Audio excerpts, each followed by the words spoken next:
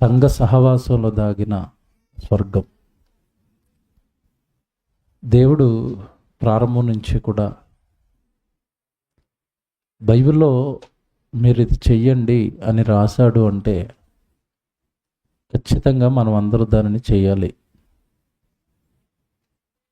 అలా జరిగిస్తే మనకొచ్చే మేలు మన జీవితంలో కనపడుతుంది. దానిని జరిగించక మనం దూరంగా ఉండిపోయినప్పుడు మన జీవితానికి జరిగే నష్టము మనకి కనబడుతుంది. కానీ ఆ నష్టాన్ని గ్రహించేవారు కొద్దిమందే. నేను నష్టపోయాను, ఆత్మీయంగా నష్టపోయాను, ఆత్మీయంగా వెనకడిగిపోయాను, ఆత్మీయంగా నేను దెబ్బతిన్నాను అని గుర్తించగలిగిన వారు కొద్దిమంది ఉంటారు.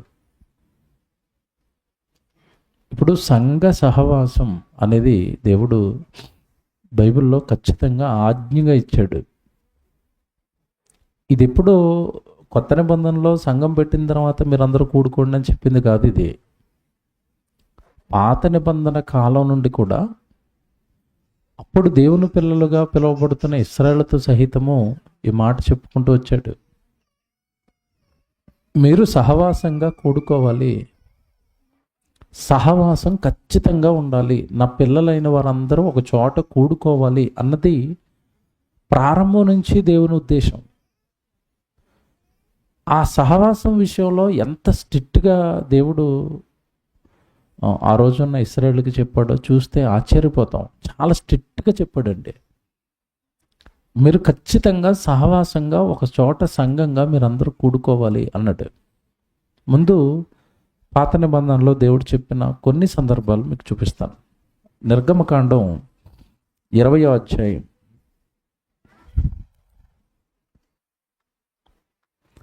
10వ వచనం బైబిల్లో చూద్దాం. నిర్గమకాండం 20వ అధ్యాయం. మీకు ఇవన్నీ 20వ అధ్యాయం నిర్గమకాండం అనగానే దేవుడు ఆజ్ఞలు చెప్తాడు, 10 ఆజ్ఞలు. ఆ సందర్భం ఇది. అక్కడ మనం 10వ వచనం చదువుతున్నాం.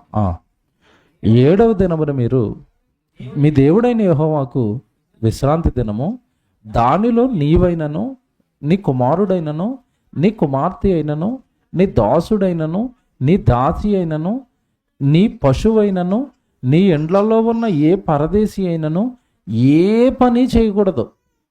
చూసారా వాళ్ళకి ఎంత స్ట్రిక్ట్గా చెప్తున్నాడో. ఇప్పుడు ఇంతకీ ఏ పని చేయకూడదని ఎవరికి చెప్పాడు? ఇశ్రాయేలుకి.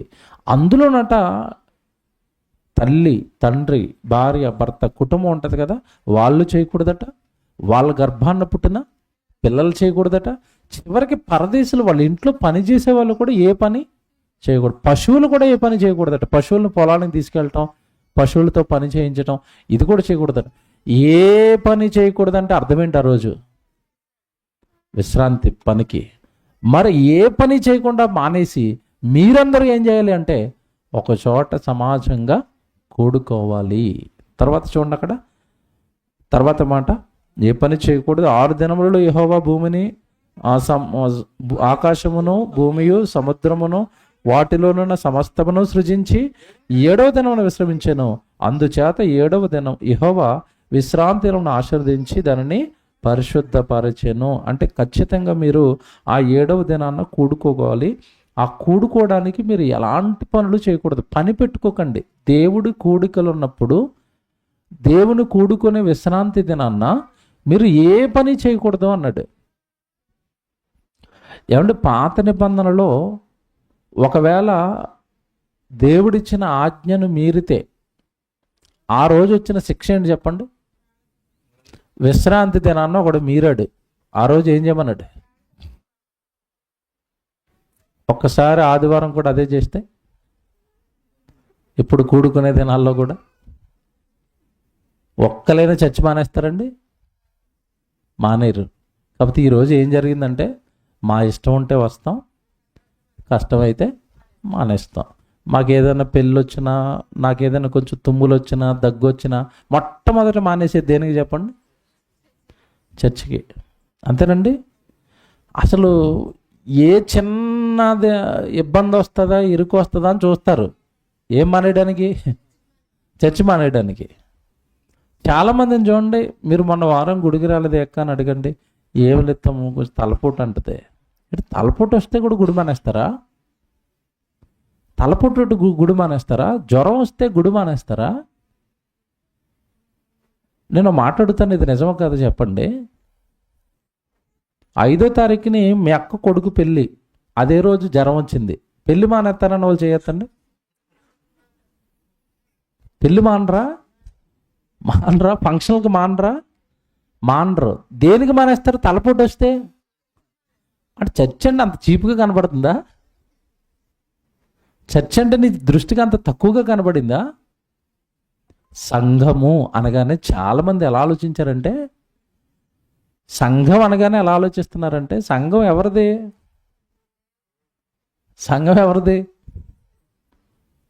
గంగాధర్ గారిది, అంతే కదా. సంఘం ఎవరు? చాలామంది ఇలాగే ఉంటారు, తెలియక పాపం. సంఘం ఎవరిదంటే మా పాస్టర్ గారు గంగాధర్ గారిది. సంఘం ఎవరిదో తెలుసండి? తన స్వరక్తం ఇచ్చి సంపాదించిన సంఘం. సంఘం క్రీస్తుది. ఆ క్రీస్తు సంఘానికి ఆయన కాపరి, సేవకుడు. తెలుసా సంఘం ఎవరిది? ఇంతకీ క్రీస్తుది. నీ కొరకు ప్రాణం పెట్టింది ఎవరు? క్రీస్తు. నువ్వు గుడికి రాకపోతే నిన్ను అడిగేది ఎవరు? ఇప్పుడు చెప్పండి, ఎవరు అడుగుతారు? గంగాధర్ గారు అడుగుతారు, ఏదో చెప్పి మ్యాజిక్ చేసి అటు ఇటు చేసి చెప్పచ్చు. క్రీస్తు అడిగితే దొరుకుతావా? దొరకవా? సంఘం క్రీస్తుది, మర్చిపోకూడదు. సంఘం క్రీస్తుది. నువ్వు సహవాసానికి వస్తున్నావు అంటే ఎవరి సహవాసానికి వస్తున్నావు? క్రీస్తు సహవాసమునకు మిమ్మల్ని పిలిచిన దేవుడు. ఉందా బైబిల్ అలాగా? యోహాను గారు రాసిన మొదటి పత్రికలో కానీ కొరింథీ పత్రికలో కానీ ఇదే మాట ఉంటుంది. క్రీస్తు సహవాసానికి పిలిచేటట్టు మనల్ని. ఆ మాట మీరు చాలాసార్లు చదువుకుంటారని నేను దాటుకుంటూ వెళ్తున్నాను. అంటే మనం సహవాసం చేస్తున్నది క్రీస్తుతో. సంఘానికి, సంఘ సహవాసానికి నువ్వు వస్తున్నావు అంటే క్రీస్తుతో సహవాసానికి వస్తున్నావు. ఇప్పుడు మీరు బాగా ఆలోచించండి, లోకంలో ఒక సామెత ఉంటుంది, 6 నెలలు సహవాసం చేస్తే వాడు వీడవుతాడు. అంటే తాగుబోతులతో సహవాసం చేస్తే తిరుగుబోతులతో చేస్తే తిరుగుబోతాడు. క్రీస్తుతో సహవాసం చేస్తే ఎంత బాగుందండి. అంతే కదా. ఇప్పుడు నువ్వు క్రీస్తు సహవాసానికి వచ్చావు అనుకోండి, నీలో క్రీస్తు గుణాలు వస్తాయి. అప్పుడు ఆ సంఘ సహవాసంలో ఉండటం వల్ల ఎప్పుడైతే పరిపూర్ణంగా నువ్వు క్రీస్తులో ఉన్న సుగుణాలు నీలోకి వస్తున్నాయో ఆటోమేటిక్గా నువ్వు స్వర్గానికి, పరలోకానికి చేరుకుంటావు. ఎంత బాగా చూసారా టైటిల్? సంఘ సహవాసములో దాగిన స్వర్గం. నిన్ను సంఘానికి దేవుడు పిలిచింది నిన్ను మార్చటానికి, నిన్ను మార్చుకోవడానికి, నీలో ఉన్న లోపాలు సరిచేయడానికి. సంఘాన్ని దేవుడు ఎందుకు కట్టాడో చెప్తాను, జాగ్రత్తగా వినాలి. సంఘాన్ని దేవుడు ఎందుకు కట్టాడో, సంఘము కట్టక మునుపు క్రీస్తుకు పూర్వం 700 సంవత్సరాల క్రితం ఒక ప్రవక్త ప్రవచనాలు రాశాడు. కట్టబోయే సంఘం ఎందుకు కడుతున్నాడో దేవుడు. మళ్ళా చెప్తాను ఇది. యేసుక్రీస్తుల వారు పుట్టక మునుపే యేసుక్రీస్తుల వారిని దేవుడు పుట్టించి ఆయన రక్తం ఇచ్చి, ప్రాణం ఇచ్చి, త్యాగం చేసి సంఘాన్ని దేవుడు ఎందుకు కట్టబోతున్నాడో క్రీస్తుకు పూర్వం ఒక ప్రవచనం రాశాడు. నిజంగా ప్రవచనం చదివితేనండి, సంఘం అంటే ఇంత గొప్పదా, సంఘానికి ఎంత విలువ ఉందా, సంఘానికి ఎంత అధికారం ఉందా, సంఘం ద్వారా ఇన్ని గొప్ప కార్యాలు జరుగుతాయా అనిపిస్తుంది మీకు. యెషయా గ్రంథం చదువుదాం. పురాతన నిబంధనలోకి వెళ్ళిపోయి యెషయా గ్రంథం 11వ అధ్యాయం మొదటి నుంచి చదువుదామా? యెషయా గ్రంథం 11వ అధ్యాయం. అవును, మొదటి వచనం మీ అందరికీ తెలుసు. యెషయా మొద్దు నుండి చిగురు పుట్టును. ఎవరా చిగురు అంటే యేసుక్రీస్తుల వారు. ఆయన వచ్చి ఏం చేస్తాడు? సంఘం కడతాడు. అదంతా మీకు 11వ అధ్యాయం ప్రారంభం నుంచి ఉంటుంది. నేను డైరెక్ట్గా 6వ వచనం చదువుతాను. 6వ వచనం సంఘంలో ఏం జరుగుతుందో చెప్తున్నాడు. 6వ వచనంలో, తోడేలు గొర్రె పిల్ల యొక్క వాసము చేయును. జాగ్రత్తగా వినాలి. వీటి క్యారెక్టర్స్ మీరు పట్టుకోవాలి. ఏమేంటట? తోడేలు గొర్రెపిల్ల యొద్ద వాసం చేస్తాయి. అంటే ఇద్దరు చోట ఉంటారని. సహవాసంలో ఉంటారని.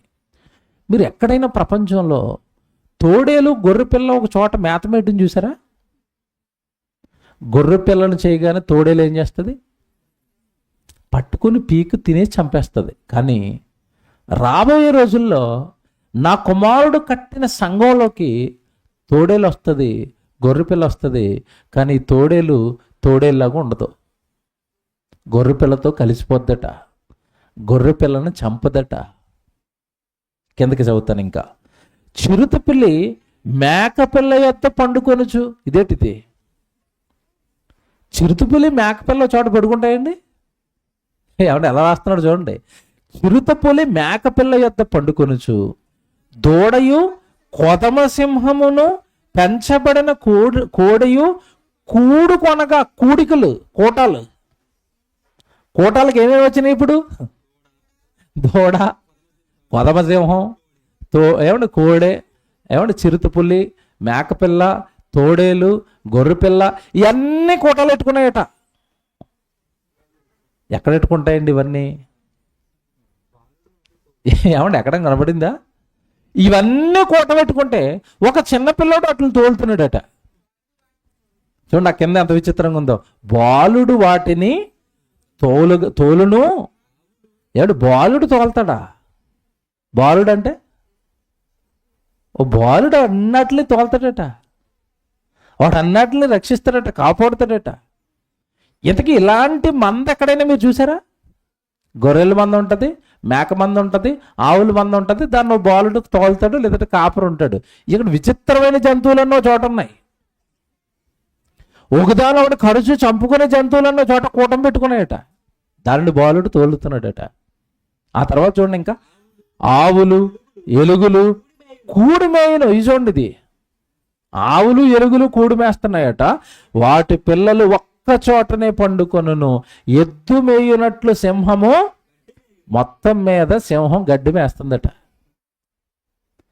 చీల్చటం, చంపేయటం, రక్తం తాగటం మానేసిందా? మానేసింది. ఎవరు? సింహం.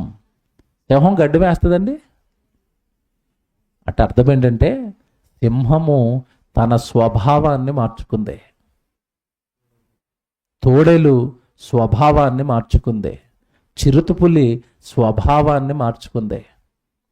ఇప్పుడు ఈ వేటినైతే ఇవి చంపాయో వాటితో స్నేహం చేస్తున్నాయి, వాటితో కూడుకొని ఉంటున్నాయి. ఇవన్నీ కలిసి ఒక చోట మేస్తున్నాయి. ఎక్కడ జరుగుతుంది ఇదంతా అంటే కింద చదువుదాం. ఎద్దు మేయినట్లు సింహము గడ్డి మేయును, పాలుకుడుచు పిల్ల నాగుపాము పుట్ట యొద్ద ఆట్లాడును, మిడునాగు పుట్ట మీద పాలు విడిచిన పిల్ల తన చెయ్యి చాచును. ఇదంతా ఎక్కడ జరుగుతుందట? నా పరిశుద్ధ పర్వతమందంతటను ఏ మృగము హాని చేయదు, నాశనము చేయదు. ఇదంతా ఎక్కడ జరుగుతుందట? నా పరిశుద్ధ పర్వతమందు. పరిశుద్ధ పర్వతం అంటే సంఘము. మీకు అర్థమైందా? ఎంత బాగా రాస్తున్నాడు చూసారండి. ఇదంతా క్రీస్తుకు పూర్వం అండి. రాబోయే రోజుల్లో యేసుక్రీస్తుల వారు వచ్చి భూమి మీద ఉన్న మనుషుల్ని ఎలా మార్చేస్తాడో చెప్తున్నాడు. సింహం లాంటి క్రూరమైన స్వభావం కలిగిన వాడు కూడా మారిపోతాడటండి. చిరుతపులి మారిపోద్దట. ఇవన్నీ కలిపి ఒక చోట నివాసం చేస్తాయట. బాలుడు వాటిని తోలుతాడట. అంటే సంఘము అంటే మీకు ఇప్పుడు ఏమర్థం అవ్వాలి? ఎంతటి క్రూర స్వభావం కలిగిన వాడినైనా మార్చేది సంఘం. సంఘ సహవాసం మారుస్తుంది. చాలామంది అంటారు, ఏమండి మా ఆయన మారటం లేదండి, నా కొడుకు మారటం లేదండి, ప్రార్థన చేయండి. ప్రార్థన చేద్దాం, కానీ వాడు సంఘంలోకి తీసుకొస్తేనే మారుతాడు. మళ్ళీ చెప్తానండి, అందరూ గుర్తుపెట్టుకోండి. నా పిల్లలు మారటం లేదు, నా భార్య మారటం లేదు, నా భర్త మారటం లేదంటే వాళ్ళు మారాలి అంటే ముందు వాళ్ళు రావాల్సింది ఎక్కడికి? సంఘానికి. సంఘంలోకి వచ్చి వీళ్ళందరినీ వాళ్ళు చూడాలి.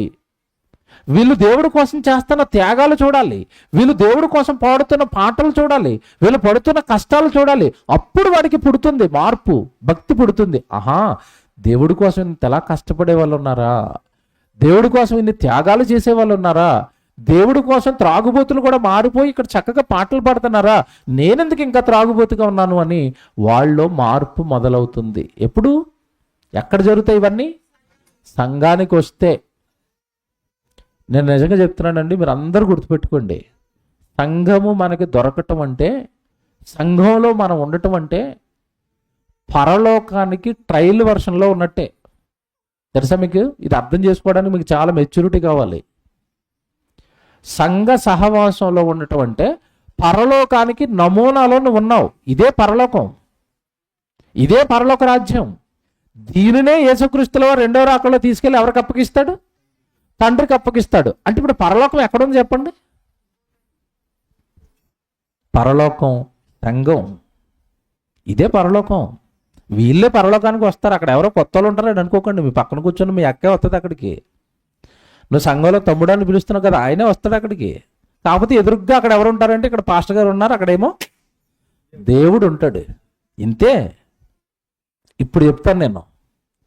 పరలోకము, పరలోక రాజ్యము సంఘం అయితే, సంఘం నుంచే మనం పరలోకానికి వెళ్ళాలి అన్నప్పుడు, సంఘము ద్వారానే దేవుడు మనల్ని పరలోకానికి తీసుకెళ్ళాలనుకున్నప్పుడు, సంఘ సహవాసానికి మనం ఎంత ప్రాముఖ్యత ఇస్తున్నాం బాగా ఆలోచించాలి. సంఘ సహవాసానికి మనం ఇచ్చే ప్రాముఖ్యత ఎంత ఉంది? నిజంగా మీరు ఇందాక చదువుకున్నది నిర్గమకాండంలో కానీ, ఆ తర్వాత దేవుడు ప్రవేశపెట్టిన పండగల విషయాలలో కానీ మీరు తప్పక కూడుకోవాలి, సమాజంగా తప్పక కూడుకోవాలన్నాడు. ఆ తర్వాత కాలాల్లో వచ్చిన భక్తులకి ఈ విషయం చాలా బాగా అర్థమైపోయింది. ఓహో, సంఘంగా దేవుడు మనలందరినీ కూడుకుంటున్నది మన స్వభావాలు మార్చడానికి, మనలో ఉన్న లోపాలు సరిచేయడానికి. ఏమండి, ఓపెన్గా మాట్లాడుకుందాం, అందరూ సంఘస్థులే కనుక. సంఘానికి చాలామంది దూరంగా ఉంటారు, సహవాసానికి రారు. ఎందుకండి రావట్లేదంటే చాలామంది చెప్పేది ఏంటంటే, నాకు గొడవ అయింది. ఎవరికి? ఆయనకి నాకు.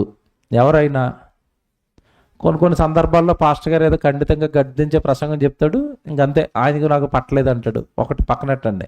కొంతమందికి సహోదరుడికి ఏదో జరుగుతుంది చిన్నగా, అంతే. ఆయన ఉంటున్నాడు కనుక నేను రాను, సంఘానికి రాను, ఆయనకి నాకు గొడవైంది. ఇప్పుడు సంఘం ఎవరిదే? నేను ఇందాక అడిగిన మాట చెప్పాలి. సంఘం ఎవరిదే? ఆయనకి నీకు గొడవ అయితే నీకేం పని? సంఘం ఎవరిది? క్రీస్తుది. నువ్వు వెళ్తున్నది ఎవరి దగ్గరికి? క్రీస్తు దగ్గరికి. మరి ఈయనకి నీకు గొడవ అయితే ఏమి? మీకు అర్థమైందా లేదా నేను చెప్తున్నది? గొడవ క్రీస్తుకి నీకేమైనా అయిందా? నాకు క్రీస్తుతో గొడవ అన్న వాళ్ళు చేయొద్దండి. ఆయనకి మనకి ఏమైనా గొడవ ఉందండి? లేదు. మరి సంఘం ఎందుకు మానేస్తారు? క్రీస్తుకు నీకు గొడవ లేనప్పుడు నీ సహోదరుడితో నీకు గొడవ ఇస్తే నువ్వు ఎందుకు మానేస్తావు? ఇది నీకు అర్థమవుతుంది. ఉదాహరణ చెప్తాను. నువ్వు కంపెనీలో పనిచేస్తున్నావు, నీకులాగే పనిచేయడానికి ఇంకొకటి వచ్చాడు, వాడికి నీకు గొడవైందని ఉద్యోగానికి రాజీనామా చేస్తానన్న వాళ్ళు చేయొద్దండి. ఓనర్తో బాగానే ఉంది, ఆడు ఉద్యోగానికి వచ్చాడు, నువ్వు ఉద్యోగానికి వచ్చి ఇద్దరు గొడవైంది, నేను ఉద్యోగం మానేస్తానన్న వాళ్ళు చేయొద్దండి. ఎవడు మాండు అక్కడ నోరు మూసుకుని చేస్తాడే, నీదేంటివే, మా బాస్ నాతో ఉన్నాడు అంటాడు. మరి ఇక్కడ నీకు బాస్ ఎవరు? ఇక్కడ సంఘంలో క్రీస్తు కదా. ఎందుకంటే అలాగా చిన్నగా ఆలోచిస్తారు? మనకు అర్థం అవ్వలేదు. చూసారా సంఘం అంటే ఏంటో అర్థం అవ్వలేదు. పోనీ ఇంకో ఉదాహరణ చెప్తాను మీకు అర్థం అవడానికి. సంఘంలో గొడవైంది కనుక నేను రానంటున్నావు. నీళ్లు పట్టుకొని కుళాయి దగ్గర గొడవ వస్తుంది, నేను నీళ్ళు పట్టుకొని జీవితాలు అన్నవాళ్ళు చేయొద్దండి. మానేస్తారండి? మానేరు. పోనీ రోడ్డు మీద వెళ్తున్నప్పుడు ఆ రోడ్డు మీద గొడవైంది, కనుక నేను జీవితంలో రోడ్డు మీద అన్నాం అంటారా? అక్కడ అన్నిటి దగ్గర రాజీ పడిపోతారండి. చర్చిలో సహోదరుడు ఏదైనా ఒక చిన్న మాట అంటే ఇంక పట్టుకుంటారంతే. వాడు నన్ను ఆ మాట అన్నాడు, మా వంశం తెలుసా, నా గోత్రం తెలుసా, ఇంక మొదలెడతారు. నన్ను అంటారా కనుక నేను సంఘానికి రాను. మీకు ఏం అర్థం అవ్వలేదు తెలుసా? యేసుప్రభు ఏం అర్థం అవ్వలేదు. మీరు ఇందాక యెషయా గ్రంథం చదువుకున్నారు కదా, సంఘంలో ఎవరెవరు ఉంటారట? తోడేలు ఉంటుంది, గొర్రెపిల్ల ఉంటుంది, సింహం ఉంటుంది, మేక ఉంటుంది. పోను నువ్వు నిజంగా నువ్వు అంటున్న మాట ప్రకారం, నీ సాక్ష్యం ప్రకారం నువ్వు మేకే, నువ్వు గొర్రెపిల్ల మేము నమ్ముతున్నావు, నువ్వు మంచోడివే, నువ్వు మేకపిల్లవే. సింహం ఉంది పక్కనే, అది అప్పుడే సంఘానికి వచ్చింది. ఏదో వాక్యం విని అందరినీ కొరకటం చంపటం మానేసింది, కానీ గోర్లు ఇంకా అలాగే ఉన్నాయి, అప్పుడప్పుడు నీకు గుచ్చుకుంటున్నాయి. ఇప్పుడు అర్థమవుతుంది బాగా. ఏమన్నా అర్థమైందా? సింహానికి గోర్లు ఉన్నాయండి. అప్పుడప్పుడు అది ఎలా జరిగినప్పుడు కాస్త నీకు గుచ్చుకుంటున్నాయి. సింహం ఉంది, గోర్లు గుచ్చుకుంటున్నాయి, నేను రాను సంఘానికి. ఇదేంటి ఇది? నీకు ఏమన్నా కొంచెం మంచోడు అయితే, ఏటమ్మా సింహానం కదా, మన సంఘానికి వచ్చాం, గోర్లు ఉంచుకోకూడదని కట్టడుచుకొచ్చి గోర్లు కట్టేయి. గుచ్చుకుంటున్నాయని మానేస్తున్నాడు ఏంటి? మీకు అర్థమయ్యాడు? దేవుడు అర్థమయ్యాడా? ఇప్పుడు మనలో ఎవరో కొంచెం మనసు బాగోలేదండి, ఏదో మాట అంటున్నాడు, లేదా వేరేగా ప్రవర్తిస్తున్నాడు, క్రీస్తు ప్రేమను బట్టి అతను మనం ఏం చేయాలి? మార్చుకుంటావా? లేదా అతను అంటున్నాడు, అతను ఏదో అన్నాడు, నేను రానంటావా? నీకు ఏమర్థమయ్యాడు యేసు ప్రభు? నిన్ను వలే నీ పొరుగువాడిని ప్రేమించు. ప్రేమ అర్థమైతే నువ్వేమంటావు? గుచ్చుకున్నప్పుడు, తమ్ముడు ఏడు గోర్లు గుచ్చిపోతుంది తమ్ముడు, కొంచెం కట్ చేసుకుని రా తమ్ముడు, వచ్చేవారు అనాలి సింహాన్ని. అంతేనా? లేదు చిరతపూలు ఉంది, పొళ్ళు ఇంకా అలాగే కూరలు ఉండి కాస్త ఇలా కాటేసింది. ఏ సింహం అమ్మ, పులువు కదమ్మా, నువ్వు కూరలా కాటేయకూడదమ్మా, సంఘంలోకి వచ్చాం కదా, నువ్వు కొంచెం ఆ పళ్ళు తీయించేసుకో అమ్మా, వెళ్ళని అడుగు. చిరుతుప్పులు ఉంటాయి. బాగా అర్థం చేసుకోండి, సంఘం అంటే 100 రకాల మనుషులు ఉన్నప్పుడు 100 రకాల మనస్తత్వాలు ఉంటాయి, అభిప్రాయాలు ఉంటాయి, ఆలోచనలు ఉంటాయి. మనం ఒక్క భావంతో, ఏకభావంతో అందరం ఒకటైపోవాలి తప్ప, ఒకరి అభిప్రాయాన్ని ఒకరు గౌరవించుకోవాలి, ఒకరు తప్పు చేస్తే ఒకరినొకరు హెచ్చరించుకోవాలి, అందరము ఒక మాట మీదకి రావాలి, ఒక తాటి మీదకి రావాలి, అందరము కలిసి యేసుక్రీస్తు వారి కొరకు సాగిపోవాలి. అది సంఘం అంటే. ఇప్పుడు నేను చాలా రోజులు ఆలోచించిందండి, అందరినీ ఒక చోట ఎందుకు కూర్చోమన్నాడు? సహవాసంగా మీరు ఖచ్చితంగా ఒక చోట ఉండాలని సంఘాన్ని ఎందుకు కట్టాడు అంటే, ఎక్కడ నువ్వు సాటి సహోదరుడిని ప్రేమిస్తేనో, కలిసి ఉంటేనే నువ్వు పరలోకంలో కూడా సహోదరులతో ఏం చేస్తావు? కలిసి ఉంటావు. ఎక్కడ నాకు పడదన్నావు అనుకోండి, దేవుడు అంటాడు నువ్వంటే కూడా నాకు పడదంటాడు. ఎందుకు? ఇక్కడ కలిసి ఉంటేనే నువ్వు మరణించిన తర్వాత పరలోకంలో కలిసి ఉంటావు. ఇక్కడ నాకు పడదంటే, ఇక్కడ నేను గౌరవించనంటే, ఇక్కడ నేను లోబడనంటే, సంఘ సహవాసములో దాగిన స్వర్గం. ఇక్కడ నువ్వు ఇమిడిపో, ఇక్కడ నిన్ను నువ్వు తగ్గించుకో, ఇక్కడ సహోదరులను ప్రేమించడం మొదలుపెట్టు, ఆటోమేటిక్గా పరలోకానికి నీకు మార్గం ఓపెన్ అయినట్టే, పరలోకానికి నువ్వు దగ్గరగా ఉన్నట్టే. మీరు చదువుకున్న మాటను మనసులో పెట్టుకోండి. ఆ పరిశుద్ధ పర్వతం అంతటా ఏ మృగము కూడా పక్క వాళ్ళకి ఏం చేయదు అన్నాడు, హాని చేయదు, మంచి వాళ్ళుగా మారిపోతారు. కానీ ఆ సింహమో ఆ పులో సంఘంలోకి అప్పుడే వచ్చింది. ఆ సింహం క్యారెక్టర్స్ పూర్తిగా దాని నుంచి తొలగడానికి కొద్ది కాలం పడుతుంది. మీకు అర్థమైందా? కొద్ది కాలం పడుతుంది. ఇది మనం అర్థం చేసుకోవాల్సింది ఏంటంటే, సంఘాన్ని భిన్నమైన వ్యక్తిత్వాలతో మనుషులు ఉన్నప్పుడు అందరినీ ప్రేమించటమే, అందరితోనూ ప్రేమగా ఉండటమే, అందరము ఒకే తండ్రి పిల్లలు అని భావించటమే, మనమందరికీ ప్రభు క్రీస్తు అని భావించటమే, మనమంతా క్రీస్తు సంఘం అని భావించటమే, మన సంఘాన్ని మనం ఎలా అభివృద్ధి చేసుకోవాలని ఆలోచించాలి తప్ప ఎవరి చిన్న చిన్న విభేదాలు పెట్టుకుని దూరంగా ఉండటం, సంఘానికి రాకపోవటం, ఇదంతా చాలా తప్పండి. ఏమంటే ఈ మధ్యకాలంలో జరుగుతున్న చిన్న పొరపాటు ఏంటంటే, అన్ని చోట్ల ఇదేనండి సమస్య, అన్ని చోట్ల ఇదే సమస్య. ఈ మధ్యకాలంలో అందరికీ సెల్ ఫోన్లు వచ్చేసాయి. సెల్ ఫోన్లో నుండి యూట్యూబ్ అని ఒకటి ఉంటుంది, ఉందా? అందులో ప్రసంగాలు వస్తూ ఉంటాయి. దైవజనులు ఎక్కడో దూరంగా ఉన్న వాళ్ళు చూస్తారేమో అని వాళ్ళు లైవ్ ఇస్తారు, అంతే. చాలామంది ఆ లైవ్ ముందెట్టుకుని ఇంకెలాగా అయిపోయింది నాకు ఆరాధన, ఇలాగ నమస్కారం పెడుతున్నారు. దానికి దేనికి? సెల్ ఫోన్గా. నిన్ను సెల్ ఫోన్లో ప్రసంగం వినేసి ఉండమన్నాడా? బైబిల్ తీయండి, ఇప్పుడు ఎబ్రిల్కి రాసిన పత్రిక 10వ అధ్యాయం తీయండి. ఎబ్రిల్కి రాసిన పత్రిక 10వ అధ్యాయము 24వ వచనం చదువుదాం. ఏమండి, మీరు చాలాసార్లు చదివారు, నేను చదువుతాను, నేను బాగా దాన్ని ఆలోచింప చేస్తాను, మీరు ఆలోచించండి. ఎబ్రిల్కి రాసిన పత్రిక 10వ అధ్యాయం 24వ వచనం. కొందరు మానుకొనుచున్నట్లుగా సమాజముగా కూడుట మానక అన్నాడు. అంటే మిమ్మల్ని ఏం చేయొద్దు అంటున్నాడు? సమాజంగా కూడుట మీరు మానేయొద్దు, మానకూడదు. దేవుడు మానక అన్నప్పుడు నువ్వు మానేస్తాను అన్నావు అనుకోండి, ఆజ్ఞ అతిక్రమం పాపం. పాపానికి వచ్చే జీతం అంటే ఇప్పుడు సహవాసానికి రాకపోతే మనం ఎక్కడ పోతాం? సరిపోయిందా? సంఘ సహవాసంలో దాగిన స్వర్గం అంటే ఇదే. నిన్ను సహవాసంగా కూడుకోమన్నాడు. సమాజముగా కూడుట మీరు మానుకొనక. ఏమండి, బైబిల్ ఎప్పుడు ఎలా చదవాలంటే, నేను ఎలా చదువుతానండి, బైబిల్ మనకు అర్థం కావాలి అంటే ఒక ప్రొసీజర్, పద్ధతి ఉంటుంది. ఎవరైనా బాగా తెలుగు చదువుకున్న వాళ్ళు ఉంటే, తెలుగు మీద మీకు పట్టు ఉంటే, చిన్నప్పుడు మీకు ఎంత వచ్చిందో చెక్ చేయడానికి డిక్టేషన్ పెట్టేవారు. డిక్టేషన్ పెట్టేటప్పుడు తెలుగు మాస్టర్ ఏం చెప్పాడు అంటే, కూరగాయల పేర్లు రాయండి అంటాడు. ఆన్సర్ ఏమని రాయాలి చెప్పండి మీరు? కూరగాయల పేర్లు రాయండి అంటే ఆన్సర్ రాయండి. ఇప్పుడు మీరు ఇక్కడ కూర్చున్న వాళ్ళు బెండకాయ, దొండకాయ, టమాటా ఇలాగే రాసి మాస్టర్ దగ్గర పెట్టారనుకోండి, పర్ఫెక్ట్ పంతులైతే, తెలుగు మాస్టర్ అయితే ఇలా తప్పు కొడతారు దాన్ని. అప్పుడు మీరు అనండి, ఏంటండి దొండకాయ రాశాను, వంకాయ రాశాను, ఎందుకు తప్పు కొట్టేశారంటే అంటాడు, రాసింది రైటే కానీ నువ్వు పద్ధతి పాటించలేదు. ఏంటి పద్ధతి? దొండకాయ అని రాసిన తర్వాత పక్కనే నువ్వు వంకాయని రాస్తున్నావు కనుక దొండకాయ వంకాయ కలిసిపోకూడదంటే మధ్యలో కామ ఎట్టాలంటాడు. తెలుసా మీకు? కామ అంటే అర్థం ఏంటి చెప్పండి?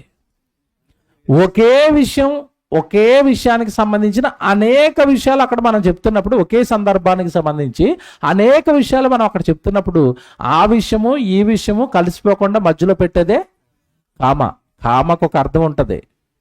కామ అంటే అర్థం ఏంటంటే విషయం ఇంకా ఉంది అని అర్థం.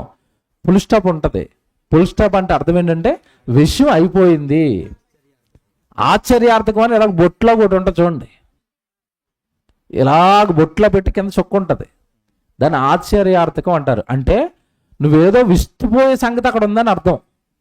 ఆ సిగ్నల్ నీకు, ఆ సింబల్ నీకు అక్కడ కనపడిందంటే నువ్వు ఆశ్చర్యపోయే సంగతి అక్కడ ఉందని అర్థం. అలాగే ఇలా ప్రశ్న గుర్తోటి ఉంటుంది అంటే అర్థం ఏంటంటే అది ప్రశ్న, నువ్వు జవాబు వెతుక్కో అని అర్థం. తెలుగు భాష మీద వీటిపైన అవగాహన ఉంటే బైబిల్ బాగా వస్తుంది. ఇప్పుడు ఈ విషయం నేను ఎందుకు చెప్పానంటే అక్కడ చూడండి, మీరు అక్కడ సమాజముగా కూడుకొనుట కొందరు మానుకొనుచున్నట్లుగా సమాజంగా కూడుట మీరు మానక. వెంటనే అక్కడ ఏమని చెప్పండి అంటే అర్థం ఏంటి? అయిపోలేదు విషయం అంటున్నాడు. సమాజంగా కూడుకోవటం మీరు మానేయద్దు, ఎందుకంటే సమాజ కూటమిలో మీకు జరిగే మేలులు చాలా ఉన్నాయి. సమాజంగా కూడుకోవటం వల్ల నీకు జరిగే మేలు చాలా ఉంది అన్నాడు. ఏంటి జరుగుతుంది మేలు? తర్వాత వచనం, ఒకనిని ఒకడు హెచ్చరించుచు. అక్కడ మళ్ళా కామ ఉంటది అంటే ఆగండి అంటున్నాడు. సహవాసంలోనట ఒకరిని ఒకరు ఏం చేయాలట? హెచ్చరించాలి. అమ్మందరు నా వైపు చూడండి. సంఘములో ఒకరిని ఒకరు ఏం చేయాలి? హెచ్చరించడం అంటే అది బాధ, తప్పండి. చివరిలో చెప్పుకుని వందనాలు పోతాం ఇంటికి, అది కాదు. నేను అందుకే నా ప్రాబ్లం ఏంటంటే ప్రారంభం నుంచి మాట మాడుతున్నాను నా ప్రసంగంలో, తెలుగు అర్థం అవటం లేదు. ఇంగ్లీష్ చెప్తాను ఇప్పుడు. ఇంగ్లీష్ చెప్పండి. హెచ్చరించటానికి ఇంగ్లీష్ చెప్పండి. వార్నింగ్. వార్నింగ్ అంట. సహోదరుడు ఏమేవాళ్ళట? వార్నింగ్లు ఇస్తే నేను తీసుకుంటానన్న వాళ్ళు చేయొద్దండి. ఇంట్లో అమ్మ నాన్నలు వార్నింగ్ ఇస్తేనే పిల్లలు ఊరుకుంటున్నారా? ఊరుకోవట్లేదు. పాస్టర్ గారు వార్నింగ్ ఇస్తే ఊరుకుంటారా? సాటి సహోదరుడు వార్నింగ్, నువ్వు పాట సరిగా పాటలేదు జాగ్రత్త అన్నాడు అనుకోండి, ఇలా చూస్తాడు కళ్ళు ఇలా పెట్టి, ఏంటి నన్ను బెదిరిస్తున్నారు ఏంటి మీరు? సంఘం మీదనే కదా, మీరు సంఘ పెద్దలనే కదా, వచ్చే వారి నుంచి నేను రాను. ఇదేంటి ఇది జరగదండి. ఇది వార్నింగ్ అని తీసుకోవా? భర్త వార్నింగ్ ఇచ్చాడు, ఇలా చూస్తావేటి? మంచి భార్య అయితే చూడదు, ఇంక మరి తర్వాత డాష్. మంచి భార్య అయితే చూడదండి. మా ఆయన గారు తిట్టారండి, అలా తిడతారండి మా ఆయన గారు అండి అంటది. మంచి ఆవిడైతే పాపం. కొంతమంది ఉంటారు ఇంకా వాళ్ళు మరి ఇంక మొదలెడతారు, అంత చెప్పకూడదు. అయ్యి డబల్ వార్నింగ్లు అవుతాయి అటు నుంచి. వార్నింగ్, హెచ్చరిక అంటే అర్థం ఏంటండి? వార్నింగ్ అట. ఇప్పుడు సమాజ కూటంగా నిన్ను దేవుడు కూడుకోమన్నదట. మనలో ఏమైనా లోపాలు కనబడుతుంటే దైవజనుడు వాక్యంతో మనల్ని ఏం చేస్తాడు? హెచ్చరిస్తాడు. నేను నిజంగా చెప్తున్నానండి, నిజంగా చెప్తున్నాను, హార్ట్ఫుల్గా. ఇప్పుడు ఉదాహరణ కూడా చెప్తాను ఒకటి మీకు. దైవజనుడి హెచ్చరికకు ఎవడైతే లోబడతాడో వాడు భవిష్యత్తులో దేవుడి విషయంలో చాలా గొప్పవాడు అవుతాడు. బెస్ట్ ఎగ్జాంపుల్ నేనే, నా లైఫ్లో జరిగింది చెప్తాను నేను. దైవజనుడి గద్దింపు వెనకాల స్వార్థం ఉండదు. నిన్ను బాగు చేయాలనే ఆశ ఉంటుంది. నీ జీవితాన్ని సరిచేయాలనే ఒక రకమైన బాధ్యత ఉంటుంది. దైవజనుడి హెచ్చరికల వెనకాల ఇవే ఉంటాయి. నేను వాక్యం నేర్చుకుంటున్నానండి. నాకు వాక్యం నేర్పించింది మా ప్రిన్సిపల్ గారు విజయ్ కుమార్ గారు అని, చనిపోయారు ఆయన. హైదరాబాద్లో మంచి సేవ చేశారండి ఆయన. నేను చిన్నోడి స్టూడెంట్ని, ఆయన దగ్గరికి వాక్యం నేర్చుకోవడానికి వెళ్ళేవాడిని. కొద్ది కాలానికి ఒక ప్రాంతంలో నన్ను కోఆర్డినేటర్గా పెట్టి ఆయన వాక్యం చెప్పడానికి వచ్చేవారు అక్కడికి. నేను క్లాస్ ఓపెన్ చేయటం, ఆయన తీసుకుని రిసీవ్ చేసుకోవటం, ట్రైన్కి వచ్చేవారు. ట్రైన్ దగ్గర నుంచి క్లాస్ దగ్గర తీసుకెళ్ళటం, క్లాస్ దగ్గర నుంచి మళ్ళీ క్లాస్ అయిపోయినాక ట్రైన్ దగ్గర తీసుకెళ్ళటం, ఎక్కించడం, ఇలా పరిచయం చేసుకునేవాడిని. ఒక సేవకుడికి కింద పరిచయం చేసుకునేవాడిని అండి. ఆయన ప్రతి వారం వచ్చేవాడు, క్లాస్ చెప్పేవాడు, వెళ్ళిపోయేవాడు. నేను నోట్సులు పెట్టుకుని పాటలు రాసుకుంటూ ఉండేవాడిని. ఒక వారం ఏం జరిగిందంటే, క్లాస్ అయిపోయింది, ట్రైన్ ఎక్కించడానికి తీసుకెళ్ళాను స్టేషన్కి. తీసుకెళ్ళి నేను మాట చెప్పానండి, అన్నయ్య నెక్స్ట్ వీక్ నేను క్లాస్కి రాను అని చెప్పాను. వచ్చే వారం నేను బైబిల్ క్లాస్కి రాను అని చెప్పాను. ఆయన ఎందుకు నాయన ఎందుకు రావన్నాడు. అప్పటికే వాక్యం నేర్చుకున్నామేమో, బాగా వేడిగా ఉండేవాళ్ళు మేము. చెప్పేయాలి ఎక్కడో మాకు వచ్చింది మంచి మహాజ్ఞానం అన్నట్టుగా ఉండేవాళ్ళు. ఎవరో నన్ను వాక్యం చెప్పడానికి పిలిచారు, నేను ప్రసంగం చేయటం నచ్చి. ఆ ప్రసంగం చెప్పడానికి వాళ్ళు రమ్మన్నారు. అదే రోజు, ఈయన క్లాస్కి వచ్చే రోజే నేను ప్రసంగం చెప్పడానికి వెళ్ళాలి. మరి గురువు గారు కదా, పర్మిషన్ తీసుకోవాలి కదా. మేము అంత విధేయత్వం ఉన్నామండి దైవజనుల పట్ల. మేము వాక్యం నేర్చుకునేటప్పుడు నాకు వాక్యం చెప్తున్న దైవజనుడు మరి నా దగ్గరికి వస్తున్నప్పుడు నేను చెప్పకుండా సన్నిధి ఎలా మానేస్తాను, సహవాసం ఎలా మానేస్తాను? తప్పు కదా. పర్మిషన్ తీసుకుంటున్నాను, వచ్చేవారు నేను రానండి, నేను వాక్యం చెప్పడానికి వెళ్తున్నాను అన్నాను. ఏమంటే మీరు ఆయన ఏమని ఉంటాడు మీరు చెప్పండి, ఏమని ఉంటాడు మీరు ఎక్స్పెక్ట్ చేసి చెప్పండి నాకు. మంచిది నా కొడుక, వెరీ గుడ్, వెళ్ళి చక్కగా వాక్యం చెప్పురా అన్నాడు అనుకుంటున్నారా? తిట్టకుండా తిట్టాడు. నువ్వు వచ్చి 2-3 సంవత్సరాలు అవ్వలేదు, సరిగా వాక్యం నేర్చుకోలేదు, అప్పుడే ప్రసంగాలా నీకు అన్నాడు. నేను నీకోసం నా పనంతా వదిలేసుకుని ట్రైన్ ఎక్కి నువ్వు వాక్యం నేర్చుకుంటున్నావని నీకు వాక్యం నేర్పడానికి వస్తుంటే నువ్వు వినకుండా ఎక్కడో ప్రసంగం చేయడానికి పోతానంటే నేనెందుకు రావాలి? సీరియస్ అయిపోయాడండి ఒకేసారి. ఇప్పుడున్న ఏ కుర్రున్నైనా దైవజనులు అలా తిడుతూ ఊరుకుంటారండి? అసలు వెళ్తారా? లోబడతారా? నిజం చెప్తున్నానండి, ఆయన తిడుతుంటే ఇలా తలదించుకున్నానండి, ఏమనలేదు. తిట్టాడు.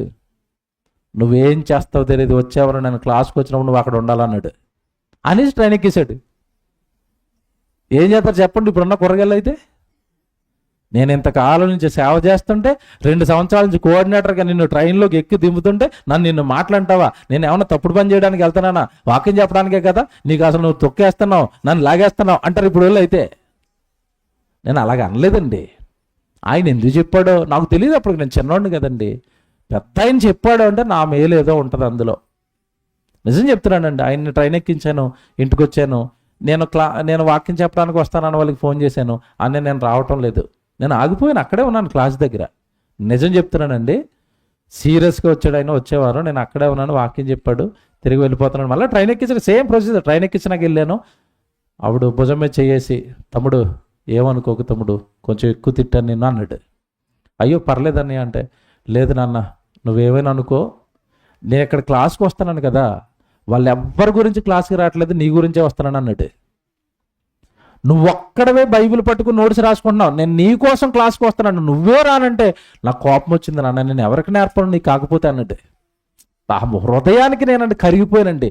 తిట్టింది నాకేం లేదు, అమ్మో నా మీద ఎంత ప్రేమ పెంచుకున్నాడు అయినా. నువ్వు గొప్పవాడు అవుతావు భవిష్యత్తులో, నిజంగా చెప్తున్నానండి, నువ్వు భవిష్యత్తులో గొప్పవాడు అవుతావు. ఇప్పుడు సరిగా నేర్చుకోకపోతే నీ భవిష్యత్తు బాగోదు నాన్న అన్నాడు. మంచే కాదా చెప్పండి నాకు? అది మంచే. ఆ హెచ్చరికలు ఈరోజు ఎవరు తీసుకుంటారు చెప్పండి? తీసుకుంటున్నారా? సంఘంలో ఒక మాట అంటే కోపం, ఏమంటే కష్టపడి పెంచుతున్న తండ్రి లాంటి వాడు, సంఘాన్ని కాస్తున్నవాడు. అలా కాదు ఇలా కానీ సంఘంలో ఒక మాట హెచ్చరిస్తే కోపం. ఎవరికి అర్థమయ్యాడండి? దేవుడు కానీ సంఘం కానీ. సంఘం యొక్క రూల్స్ ఎవరికి అర్థమయ్యాయి? మళ్ళా చెప్తున్నాను, సంఘానికి వస్తాం, మమ్మల్ని ఎవరు ఏమనకూడదు అనుకున్న వాళ్ళైతే సంఘం మానేయండి. మీకు అసలు సంఘం యొక్క రూల్సే తెలీదు. సంఘానికి వచ్చే వాళ్ళట ఒకరినొకరు ఏం చేయాలట? ఆ దైవజనుడు హెచ్చరిస్తాడు, నీ పక్కనున్న సహోదరుడు హెచ్చరిస్తాడు. నిన్ను దేవుళ్ళలో నిలబెట్టడానికి కదా, నిన్ను బాగు చేయడానికి కదా, నిన్ను పరలోకంలో చూడడానికి కదా. ఆ హెచ్చరికలను తప్పుడుగా ఎందుకు తీసుకుంటున్నావు? ఇప్పుడు మనం ఏం చేయాలట? ఇప్పుడు మీరు జాగ్రత్తగా వినండి. సంఘంలోకి వచ్చినప్పుడట, సంఘ సహవాసంలోనట ఒకరిని ఒకరు ఏం చేయాలట? హెచ్చరించుకోవాలి. ఇప్పుడు పాట బాగా పాడుతున్న వ్యక్తి 4 వారాలు పాడకుండా అక్కడ కూర్చుండిపోయాడు అనుకోండి, పక్కన నువ్వు సహోదరుని ఏం చేయాలి? హెచ్చరించాలి. ఏంటి తమ్ముడు, నువ్వు పాటలు బాగా పాడేవాడు కదా, ఏంటి 4 వారాల నుంచి పాట పాడలేదేంటి, నువ్వు వాక్యం చెప్పడం లేదేంటి, నువ్వు బైబిల్ బాగా చదివేవు కదా, చదవటం లేదేంటి, సంఘానికి ముందే వచ్చి కుర్చీలు అవన్నీ పని చేసేవాడు కదా, పనికి దూరం అయిపోతున్నావేంటి, దేవుడికి దూరం అయిపోతున్నావేంటి, ఆత్మీయతలో వెనక్కి వెళ్ళిపోతున్నావేంటని ఒక సహోదరుని మరొక సహోదరుడు ఏం చేయాలట? ఎంత బాగుందండి సంఘం. లోకంలో ఎవడైనా నిన్ను ఇలాగ హెచ్చరిస్తాడా? ఆ హెచ్చరించే ఆ బాధ్యత, భాగ్యము దేవుడు సంఘంలోనే మనకిస్తాడు. నేను మళ్ళీ చెప్తున్నానండి, మనల్ని ఒకడు హెచ్చరిస్తున్నాడు అంటే వాడికి మనం అంటే ఇష్టం, అంతే కదా చెప్పండి. మన మీద ప్రేమ లేకపోతే ఎవరైనా మనల్ని హెచ్చరిస్తారండి? ఆడు ఎడిపోతే నాకు ఎందుకు అనుకుంటారు, అంతేనా? లోకం ఎలాగుంది ఇప్పుడు? ఎవరి స్వార్థాలు వాళ్ళే కదండి. ఒకరినొకరు హెచ్చరించి ఒకరినొకరు సరైన మార్గంలో పెట్టుకున్నారా? అది సంఘంలో మాత్రమే జరుగుతుంది. అంటే సంఘ సహవాసానికి నీకు రెగ్యులర్గా నువ్వు వస్తే నీకు హెచ్చరికలు వస్తాయట, వార్నింగ్స్ వస్తాయి. నువ్వేదైనా తప్పు చేస్తుంటే దైవజనుడు వాక్యం ద్వారా వార్నింగ్ ఇస్తాడు, సాటి సహోదరుడు వార్నింగ్ ఇస్తాడు. ఆ హెచ్చరికను బట్టి ఒకరిని ఒకరు మనం ఏం చేస్తాం? సరి చేసుకుంటాం. అంటే సంఘ సహవాసంలో నీకు హెచ్చరికలు దొరుకుతాయి. అవి నీ జీవితానికి చాలా మంచిది. హెచ్చరికలు మంచియేనా? మంచియే కాదా? మంచియే. ఎలాగో చెప్తాను మీకు అర్థం అవడానికి ఉదాహరణ. కరోనా టైంలో అందరూ టీవీల ముందు కూర్చునేవారు, హెచ్చరికలు వచ్చేవి. ఏవి హెచ్చరికలు? సోషల్ డిస్టెన్స్ పాటించండి, చేతులు శుభ్రంగా కడుక్కోండి, మూతికి మాస్క్ వేసుకోండి. ఏంటవి? మంచియే కాదా? నువ్వెవడరా నాకు మాస్క్ పెట్టుకోవడానికి అంటవా? అంటే ఏమవుతుంది అప్పుడు నీకు? కరోనా వచ్చి చస్తావు, అంతే కదండి. నువ్వెవడరా నన్ను చేతులు కడుక్కోమన్నాకి నా చేతులతో ఎంత శుభ్రంగా ఉన్నాయంటే? వార్నింగ్ తీసుకోకపోతే మనకేం జరుగుతుంది? ప్రమాదం. మీకు అర్థమైంది కదా. కనుక సంఘ సహవాసంలో దేవుడు మనకిచ్చేవి ఏంటంట?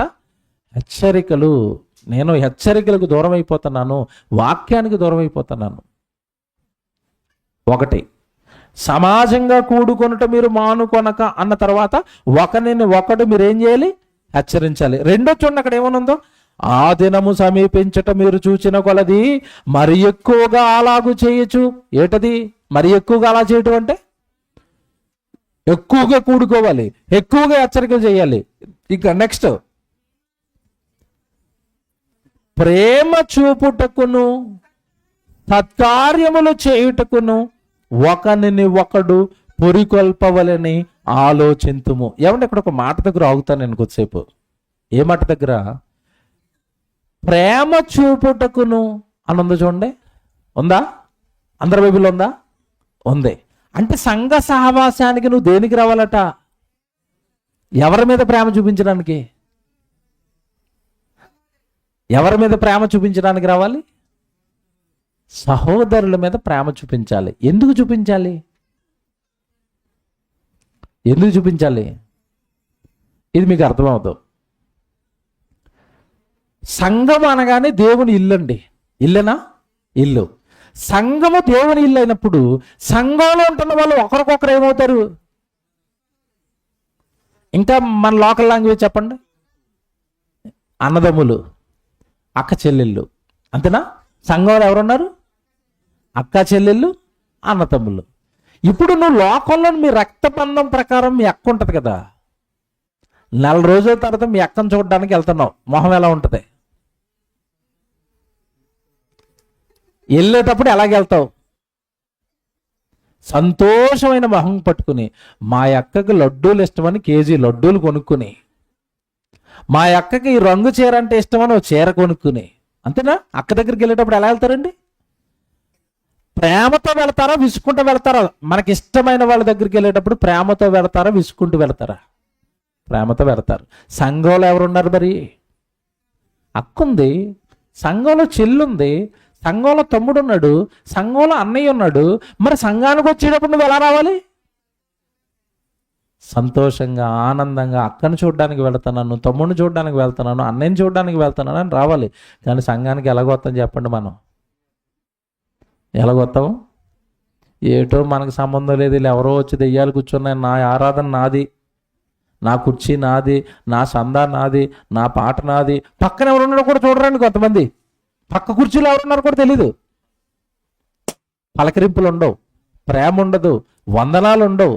ఎలా ఉన్నారని ఏమండి వాళ్ళని ఏమన్నా కాస్త ఆదరించడం ఉండదు. మాటలతో వస్తారు, ఏమో కుర్చీ చూసుకుంటారు, కూర్చుంటారు, ఆరాధన చూస్తారు, కానుకేస్తారు, అటు టాటా బాయ్ బాయ్ వెళ్ళొస్తాం. ఎక్కడికి వచ్చావు, ఎక్కడికి వెళ్ళిపోతున్నావు? ఏమండి మీ కుటుంబంలో పెళ్లి జరుగుతుంది, పెళ్ళికి మీ తమ్ముడు వచ్చాడు, మీ అక్క వచ్చాడు, మీ బావ వచ్చింది, మీ బామ్మర్ది వచ్చాడు, మీ మేనమామ వచ్చాడు, ఇంకా బోర్డు ఉంటాయి కదండి. వాళ్ళందరూ వచ్చారు. వాళ్ళందరి దగ్గరికి పెళ్ళికి వెళ్ళి ఎవరితోనూ మాట్లాడకుండా వాళ్ళ అక్షంతలు వేసి భోజనం చేసి వచ్చేస్తావా? వాళ్ళందరితోనూ అక్కడ బాతకానే పెడతావా? పెళ్ళికి వచ్చినప్పుడు నీ బంధువులు కనబడితే నువ్వేం చేస్తావు? ఎంత కాలం అయిపోయింది అక్క అంటావు. అంటావా? అందరినీ పలకరించడం. ఏం చేస్తున్నారు, మీకు ఆరోగ్యం ఎలాగుంది, ఏమైనా నెక్లెస్ వేస్తే నెక్లెస్ ఎక్కడ కొన్నారు? ఎన్ని మాటలు మాట్లాడతారండి పెళ్ళికి వచ్చినప్పుడు. బంధువులందరూ వస్తే, కావలసిన వాళ్ళందరూ వస్తే, మరి అంత ప్రేమ నువ్వు సంఘంలో చూపించాలి కదా. చూపిస్తున్నావా? చూపిస్తావా? సంఘంలో ఆ అక్క వచ్చిందా, ఈ తమ్ముడు వచ్చాడా, ఈ చెల్లి వచ్చిందా, ఏమన్నా వాళ్ళకి ఆరోగ్యం ఏమైనా బాగోలేదా, కుటుంబంలో ఆర్థికంగా కష్టాలు ఏమైనా ఉన్నాయా, ఆరోగ్య సమస్యలు వచ్చి ఏమైనా హాస్పిటల్లో పడిపోయారా, కనుక్కోవటం, ప్రార్థన చేయటం, లేదంటే వాళ్ళ గురించి సేవకుడికి చెప్పటం. ఇది మనం చెయ్యాలి కదండి సంఘంలో. సంఘానికి నువ్వు రావలసిందే దేనికట? ప్రేమ చూపుటకును అన్నట్టు. మీరు ఎవరు బాధపడినట్టు మాట చెప్తారండి. మీరు లోకంలో ఉన్న మీ అక్కను ప్రేమిస్తారా ఎక్కువగా, సంఘంలో ఉన్న ఈ అక్కను ప్రేమిస్తారా? ఏ అక్కను ప్రేమిస్తారండి? లోకంలో ఉన్న అక్క. మీరు బాధపడద్దని ఎందుకు చెప్పానంటే, ఆ అక్క మీతో పాటు అక్కడికి రాదు. ఎక్కడికి? ఈ అక్క వస్తుంది. వస్తుందా? అంటే నీతో పాటు శాశ్వతంగా నీ పక్కనే ఉండే అక్క ఏ అక్క? సహవాసంలో ఉండే అక్క. మరి ఈ అక్కను ప్రేమించనంటావేటి? ఈవిడితోనే కదా నువ్వు అక్కడ కలిసి ఉండాలి. ఇది కదా శాశ్వత బంధం, ఇది కదా ఆత్మబంధం. కనుక సహవాసం అండి, నేను చెప్తున్నట్టుగా మీరు బాగా ఆలోచించాలి. నువ్వు ఇక్కడ ఈ 10వ అధ్యాయం 24వ వచనంలో రాయబడినట్టుగా సంఘము నాది, సంఘంలో ఉన్న వాళ్ళందరూ నన్ను హెచ్చరిస్తే బాగున్ను, నేను హెచ్చరికలు తీసుకుంటాను. సంఘంలో ఉన్న వాళ్ళందరూ మా అక్క, మా తమ్ముడు, మా చెల్లి, మా సేవకుడు, మా పాస్టర్ గారు, ఇది మా సంఘం, అంత మంచి పాజిటివ్గా సంతోషంగా ప్రేమతో సంఘానికి వస్తున్నావు అనుకో, నీ హృదయం ఎలా ఉంటుంది చెప్పు? ఎంత సంతోషంగా ఉంటుంది, ఎంత ఆనందంగా ఉంటుంది. అందరిని హత్తుకుంటావు, అందరితోనూ మాట్లాడతావు, అందరితోనూ ప్రేమగా ఉంటావు. వీళ్ళందరూ పరలోకానికి వచ్చే నా తమ్ముడు, నా చెల్లి అని వాళ్ళని హత్తుకుంటే, నిన్ను చూసి నీ పరలోకంలో ఉన్న కన్నతండ్రి ఎలాగుంటాడు? బా, ఎంత మంచి కుమార్తె, ఎంత మంచి కొడుకు, నాకు సంఘంలో నా బిడ్డల్ని ఎంతలా ప్రేమిస్తున్నాడని మిమ్మల్ని చూసి పొంగిపోతాడా లేదా? పొంగిపోతాడు. సంఘంగా దేవుడు మనల్ని సమకూర్చింది ఒకరి మధ్యలో ఒకరు ప్రేమలు పెంచుకోవడానికి. ఇది రాసి పెట్టుకోండి. ఒకరి మధ్యలో ఒకరు ప్రేమలు పెంచుకోవాలి. ఎందుకు ప్రేమలు పెంచుకోవాలంటే, మనమంతా కలిసి ఉండి మళ్ళా కలిసి వెళ్ళి ఎక్కడ ఉండాలి? పరలోకంలో ఉండాలి. ఇక్కడ ప్రేమలు పెంచుకుంటే శాశ్వతంగా ఆయన దగ్గర, ఆయన సన్నిధిలో మనం ఆ ప్రేమతో జీవించేస్తామండి పక్క వాళ్ళతో.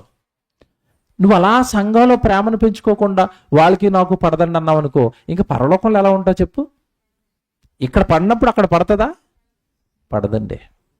కనుక దేవుడు సంఘము అనగానే పరలోకంలో నువ్వు ఎలా ఉండాలో నీకు ట్రైనింగ్ ఇస్తున్నాడు. ఇక్కడ పరలోకంలో నువ్వు ఎలా జీవించాలో ట్రైనింగ్ ఇస్తున్నాడు. పరలోకంలో కొన్ని కోట్ల మంది ఉంటారు, ఇక్కడ ఈ 100 మందితోనే కలిసి ఉండలేరు. నువ్వు అక్కడ కోట్ల మందితో కలిసి ఉండగలవా? బాగా ఆలోచించండి. 100 మందితోనే నాకు పట్టం లేదంటే కోట్ల మంది మధ్యలో. కనుక పరలోకము అనగానే స్వర్గంలో నువ్వు జీవించడానికి ట్రైనింగ్ ఇస్తున్నాడు. మీకు ఇది అర్థం కావాలంటే ఒక ఉదాహరణ చెప్తాను. పైలట్ ఉంటాడు, విమానం నడిపి పైలట్. వాడికి ట్రైనింగ్ ఇవ్వాలంటే ఏ పైలట్ ఇస్తారు, ఏ ఫ్లైట్ ఇస్తారు? 300 మంది ప్యాసింజర్లు ఎక్కించేసి ఆ ట్రైనింగ్కి ఎవరు బాగా పర్లేదు స్టీరింగ్ తీసుకుని ఫ్లైట్ నడిపి అంటారేంటి? అలా నడుపుతున్నాడు, పొరపాటున ఫ్లైట్ తిరగబడిపోయింది అనుకోండి, ఎవరు చచ్చిపోతారు? ఆ 300 మంది ప్యాసింజర్లు చచ్చిపోతారు. అందుకే డైరెక్ట్గా ఫ్లైట్ ఇస్తారా? చిన్నది ఉంటుంది నేర్చుకునేటప్పుడు, చిన్న ఫ్లైట్. మళ్ళీ దాన్ని ఆపరేట్ చేయడానికి పక్కన ఇంకొక అతను ఉంటాడు, దాని మీద ట్రైనింగ్ ఇచ్చి ఇతను బాగా ఫ్లైట్ నడపడం వచ్చిన తర్వాత పైలట్ని చేసి ఎక్కడ పెడతారు? ఇప్పుడు మీకు అది అర్థం కాకపోతే బస్ డ్రైవర్ ఉంటారండి, ఆర్టీసీ బస్ డ్రైవర్. ట్రైనింగ్ ఏమి ఇవ్వకుండా ప్యాసింజర్లు అందరిని ఎక్కించి బస్సు ఇచ్చి పూణే వేసుకెళ్ళిపో బస్సు అంటారేంటి? ముందు గ్రౌండ్లో తిప్పుతారు బస్సుని, గ్రౌండ్లో ట్రైనింగ్ ఇస్తారు బస్సు ఎలా నడపాలో. అప్పుడు ట్రైనింగ్ బాగా అయిన తర్వాత ఇతను పర్ఫెక్ట్గా నడుపుతాడు అన్నప్పుడు అతనికి డ్రైవర్ ఉద్యోగం ఇచ్చి రోడ్డు మీద బస్సు ఇస్తారు. అర్థమైందా? ఇది మీకు అర్థమైతే మీరు పరలోకంలో జీవించాలి అంటే ట్రైనింగ్ ఎక్కడవుతుంది? ఇప్పుడు భూమి మీద సంఘంలో ట్రైనింగ్.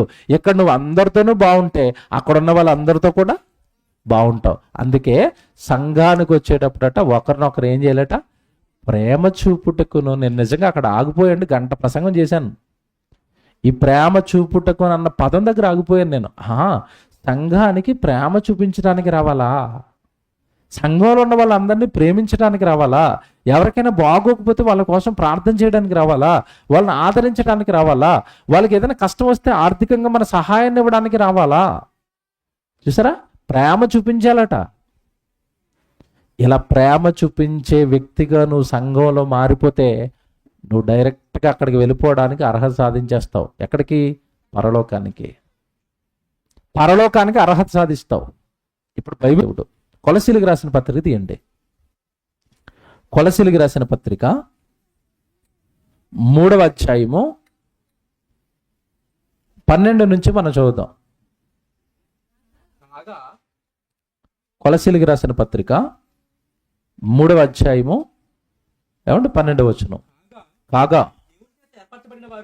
దేవుని చేత ఏర్పరచబడిన వారును పరిశుద్ధులను ప్రియులునైన వారికి తగినట్లు. మీరు చూసారండి, ఏ మనసట? అండర్లైన్ చేసుకోండి. సంఘంలోకి వచ్చిన తర్వాత నీకు ఇవన్నీ రావాలి. జాలి కలిగిన మనస్సును, దయాళుత్వమును, వినయమును, సాత్వికమును, దీర్ఘశాంతమును ధరించుకొనుడి. ఎవడైనను తనకు హాని చేసినని ఒకడు అనుకుని ఎడల ఒకరిని ఒకడు పదమండలం చేయండి, ఒకరిని ఒకడు సహించుట. అంటే ఒకడిని ఒకడు మనం సహించుకోవాలంటే మనం ఉండాల్సింది ఎక్కడ? సంఘంలో. నేను ఇంట్లో కూర్చొని యూట్యూబ్ చూస్తానంటే నువ్వేమైనా సహిస్తావేగా? మీకు అర్థమైందా? సంఘంలోకి వస్తే ప్రారంభంలో చెప్పారు కదా, ఈ సింహం కొంచెం గోర్లు గుచ్చుతుంది. ఈ సింహాన్ని కాస్త నువ్వు సహించుకుంటే పర్లేదండి సహోదరుడు, బాప్తీసం తీసుకున్నాడు, కొంచెం గోర్లే ఉన్నాయి పోతాయిలేండి ఎప్పటికైనా గోర్లు అనుకుంటున్నావు అనుకో, వాడు నువ్వు సహిస్తున్నావు అనుకో, అప్పుడు అంటాడు దేవుడు నా కొడుకుగా ఎదిగాడు, సహవాసంలో ఎదుగుతున్నాడు, సహవాసంలో ఎలా ఉండాలో నేర్చుకుంటున్నాడు. ఎవడైనా తనకు హాని చేశానని ఒకడు అనుకుని లేడలా ఒకరిని ఒకడు సంఘములో సభ్యుడు అయిన నీకు వినిపిస్తున్నాడా? వినిపిస్తున్నాడు. ఇప్పుడు దేవదూతలే ప్రసంగాలు వింటే నువ్వేం చేయాలి? సంఘ సహవాసంలో ఎంత బాగా రావాలి, ఎంత త్వరగా రావాలి, ఎంత గొప్ప గొప్ప విషయాలు నేర్చుకోవాలి. సంఘం ద్వారా దేవుడిచ్చే వాక్యాలు ప్రతి వారం ఒక ప్రసంగం చెప్తాడు కదండి దేవుడు. సంఘం ద్వారా ప్రతి వారం నీకు ఒక విషయాన్ని నేర్పిస్తున్నాడు కదా దేవుడు. ఇవన్నీ నీకు దేని ద్వారా నేర్పిస్తాడు? నువ్వు ఎక్కడుంటే నేర్పిస్తాడు? సంఘము ద్వారా జ్ఞానం ఉందా బైబిల్లో? అంటే నీకు జ్ఞానం ఎవరి ద్వారా వస్తుంది? ఎవరి ద్వారా వస్తుంది? సంఘం ద్వారా. ఇక్కడ ప్రశ్న అడుగుతానండి, నా వైపు చూడండి అందరూ. ఈ మధ్యకాలంలో చాలా మంది అంటున్నారు సంఘానికి వెళ్ళే ప్రసంగాలు ఏంటంటే మా దగ్గర బైబిల్ లేదంటే అంటున్నారు. వీళ్ళందరికీ నేను మాట్లాడుతాను. మనం పాఠాలు నేర్పించడానికి స్కూల్కి పంపిస్తున్న పిల్లల దగ్గర పుస్తకాలు ఉంటాయి ఉండవా? ఉంటాయి. ఆ పుస్తకాలలో విషయం ఉన్నప్పుడు నువ్వు స్కూల్కి ఎందుకు పంపావు? ఇంటిగా నువ్వు చెప్పేయచ్చు కదా, టెక్స్ట్ బుక్లు నీ దగ్గర ఉన్నాయి కదా. చెప్పు. అడిగి పాఠాలు వస్తే నన్ను అడుగు. అడుగు రావు పాఠాలు వస్తాయా? ఎందుకు రావు? నాకు చెప్పండి ఇప్పుడు ఎందుకు రావు? పాఠాలు ఎలా చెప్పాలో ట్రైనింగ్ ఇచ్చి ట్రైన్డ్ టీచర్ని అక్కడ అపాయింట్ చేశారు. ఎక్కడ? స్కూల్లో. నువ్వేం చెప్తావు నీ దగ్గర ఉంటే? అతను ట్రైన్డ్ దేనికి? పాఠాలు చెప్పడానికి. ఇప్పుడు దేవుడు సంఘాన్ని కట్టి సంఘానికి దేవుడు ఒక కాపరిని పెట్టాడు. ఆ కాపరిని తన వాక్యం ఎలా చెప్పాలో బాగా ట్రైనింగ్ ఇచ్చి పెట్టాడు. అవునా? అప్పుడు ఆ కాపరి ద్వారా అనేక విషయాలు దేవుడు మాట్లాడుతూ ఆలోచింప చేస్తూ బైబిల్లో జ్ఞానం అంతా తనకి ఇమిడిపోయేటట్టుగా దేవుడు ఆ వ్యక్తిని నిలబెట్టుకొని, వెళ్ళినైనా సంఘానికి వెళ్ళు, అక్కడ కాపరు ఉంటాడు, నీకు వాక్యం చెప్తాడు, ఆ వాక్యం ద్వారా నువ్వు జ్ఞానాన్ని పొందుకో అన్నాడు. ఇది ఎందుకు అర్థం అవ్వలేదండి మనకి ఇది ఎందుకు అర్థం అవ్వలేదు? పిల్లాడు స్కూల్కి ఆబ్సెంట్లు అయ్యాడు అనుకోండి, పరీక్షల్లో ఏమవుతాడు? ఫెయిల్ అవుతాడు. సంఘానికి మనం ఆబ్సెంట్లు అవుతున్నాం అనుకోండి, మనము పరలోకానికి ఫెయిల్ అవుతాం. చిన్నది అర్థం అవ్వలేదు ఏంటి మనకి? చిన్నది కదండి, అర్థం చేసుకోండి, చిన్నది కదా. ప్రతి వారము నేను దేవుడి సన్నిధికి వెళ్ళాలి. ఏమంటే నిజంగా దావీదు భక్తుడు ఒక మాట రాయించాడండి సన్నిధి గురించి. కీర్తన గ్రంథం తీయండి ఒకసారి. మీరు ఏం మిస్ అయిపోతున్నారో ఎంతకాలం చెప్తాను నేను. కీర్తన గ్రంథం 84వ అధ్యాయం 10వ వచనం తీయండి బైబిల్లో. కీర్తన గ్రంథం 84వ అధ్యాయం 10వ వచనం. నీ ఆవరణములో ఒక దినము గడుపుట 1000 దినముల కంటే శ్రేష్టం. చూసారా ఎలా మాట్లాడాడు? నీ ఆవరణములో, నీ సన్నిధిలో, నీ సంఘములో, సహవాసములో ఒక దినము గడుపుట 1000 దినముల కంటే శ్రేష్టం. అంటే లోకంలో 1000 దినాలు వృధాగా గడిపేసిన దానికి దేవుడి సన్నిధిలో ఒక్క దినం గడిపిన దానికి చూసారా ఎలా వ్యత్యాసం విడగొట్టి చెప్తున్నాడు. చూసారా? 1000 దినముల కంటే శ్రేష్టమైనది. 1000 దినాలు లోకంలో ఏదో సాధించారంటున్నావు కదా, ఒక్క దినం దేవుడి సన్నిధిలో గడిపితే ఆ 1000 దినాలు దీంతో సమానం అయిపోతాయట, శ్రేష్టంగా మారిపోతాయట. అంటే ఇప్పుడు మనం దేవుడి సన్నిధికి ఒక్కరోజు మానేసాం అనుకోండి, ఇప్పుడు దాని రివర్స్లో చెప్పండి నాకు,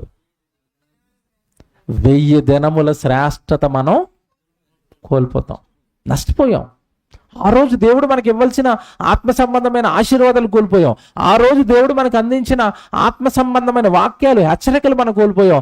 ఆ రోజు మనకి సంఘంలో ఎవరి వలన పొందుకోవలసిన ప్రేమ కోల్పోయాం. అవునా కదా? చూసారండి, సంఘం విలువ ఇప్పుడు మీకు అర్థం కావాలి. ఆయన సన్నిధిలో సంఘములో ఒక దినము గడుపుట 1000 దినముల కంటే శ్రేష్టం. అందుకే 27వ కీర్తనకి కూడా రండి. ఈయనే మళ్ళీ ఎంత మంచి మాట చెప్పాడు అంటే 27వ కీర్తన 4వ వచనం చూడండి. 27వ కీర్తనలో దావీదు గారు ఒక వరం అడుగుతున్నాడు దేవుడిని. 4వ వచనం. యెహోవా యొద్ద నేను ఒక వరం అడిగితేని దానిని నేను వెతుకుచున్నాను.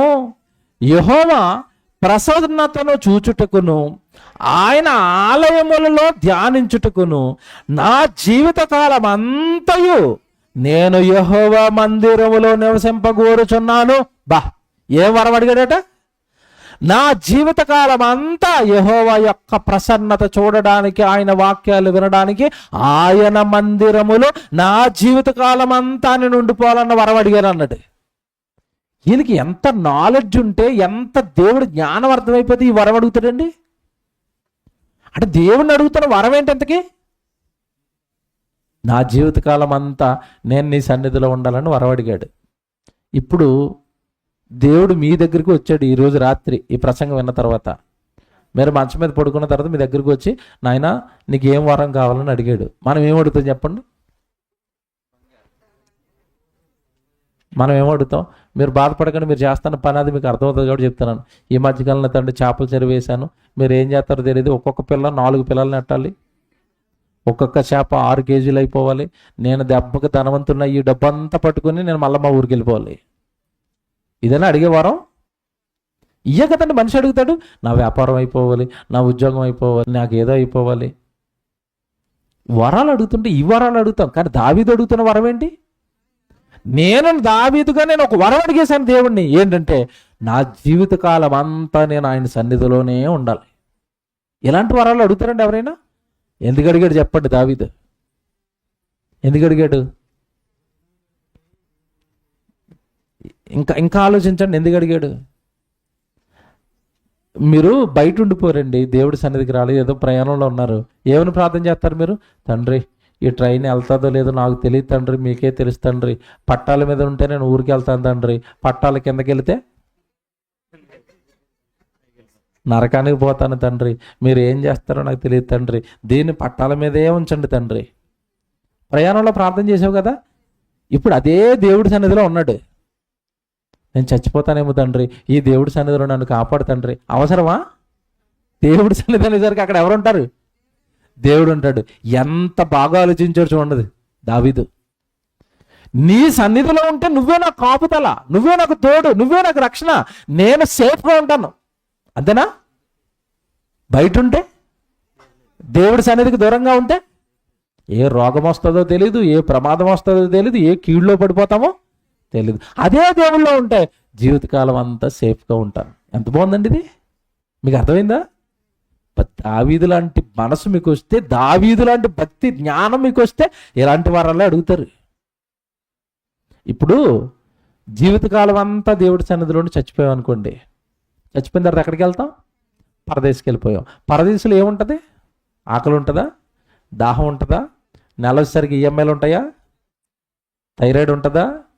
బీపీ, షుగరు, క్యాన్సరు, మోకాల నొప్పులు, స్టంట్లు, ఓపెన్ హార్ట్ సర్జరీలు ఏమున్నాయి అక్కడ? ఏముండవు. అంటే అక్కడ నువ్వు హ్యాపీగా ఉండాలంటే భూమి మీద ఎక్కడ ఉండాలి? ఇప్పుడు నువ్వు మందిరము, ఆవరణము, సంఘం. ఇప్పుడు ప్రజెంట్ మందిరం ఏంటి చెప్పండి? దేవుడికి సంఘం. సంఘంలో ఉంటే, సత్కార్యాలు చేస్తూ ఉంటే, దేవుడు ప్రజలతో గడుపుతూ ఉంటే ఆటోమేటిక్గా నువ్వు సంఘ సహవాసం ద్వారా స్వర్గానికి వెళ్ళిపోతావు. అర్థమైందా?